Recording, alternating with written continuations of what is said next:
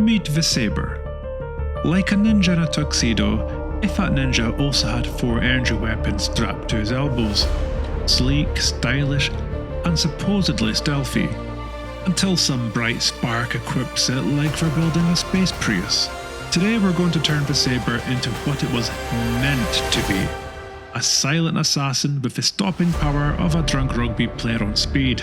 We'll go over each component I've personally selected, I'll tell you why it's in the build, and by the end of this video you'll either have a proper stealth fighter, or at least know what to laugh at when someone rocks up with a snowblind and a dream. Let's talk about shields. I'm running 2 palisades. Yes, they're industrial, not stealth, and no, I haven't lost the plot. The reason I'm using these tanky bricks is simple. Shield HP.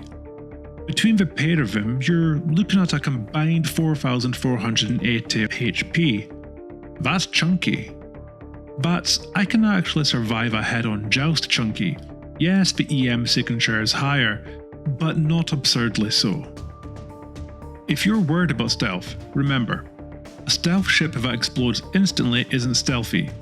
It's just gone.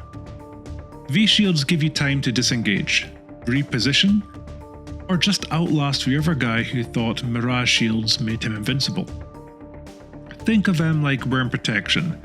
Sure, it's not as thrilling as flying in raw, but when everything's going off at once, you'll be glad you've got something between you and a fiery mess. Now for the cooler.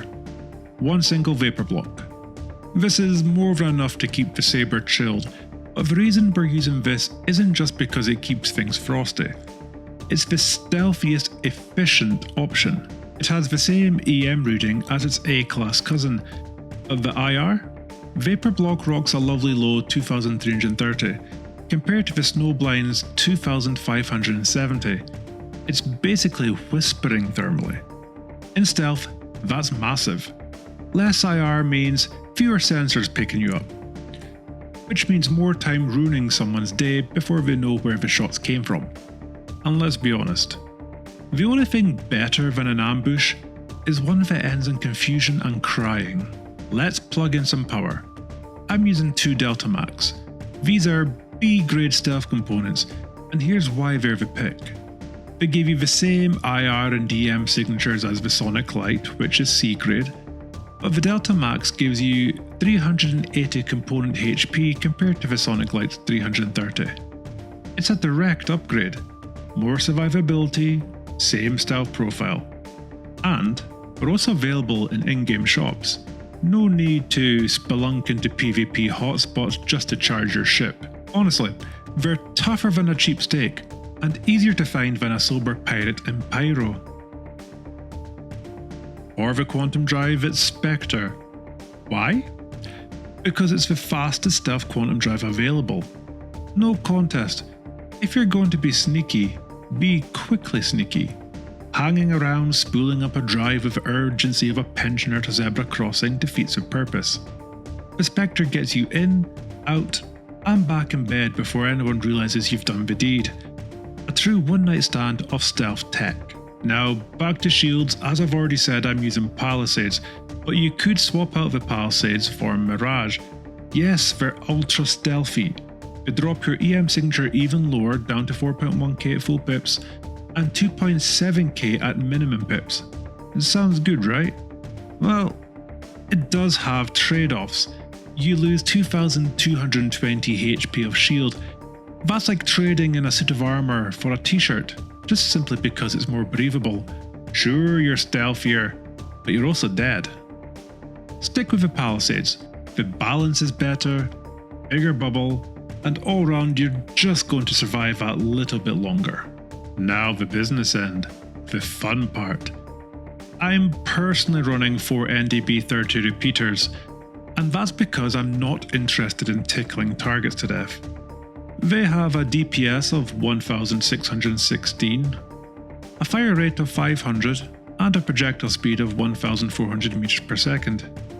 Comparing that to the trusty old Panther, on the Sabre the DPS is 1164, a fire rate of 750, and a projectile speed of 1800 meters per second. Panthers are fast, sure, easier to hit with, but the NDBs hit like a train. A slow, angry train made of purple plasma and disappointment. If you can land your shots, and that's your problem, not the ship's, they'll melt fighters faster than a budget graphics card in Pyro. Also, this is important. The projectiles are a lovely bluey purple. Stylish, deadly, regal. Like Prince, if he was in a murder cult. If you're not confident in close range fighting or your aim is enthusiastic but inconsistent, stick with the Panthers. If you like high risk, high reward, and very high damage, NDB 30 is your gun. They don't just kill, they overcompensate. It's the full package. Now let's talk signature values. With max pips to weapons and engines, EM will be around 6k, IR 4.6k. At minimum pips, your EM is going to drop down to 4k. So you're stealthy, but not a paper tiger.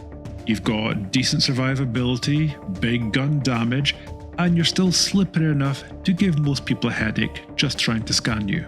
So, there you have it. The Sabre, dressed in all black, lurking in the shadows, and waiting just to ruin someone's day with 4 barrels of purple murder. Or red murder if maybe you're not that good at aiming. Forget the stock setup.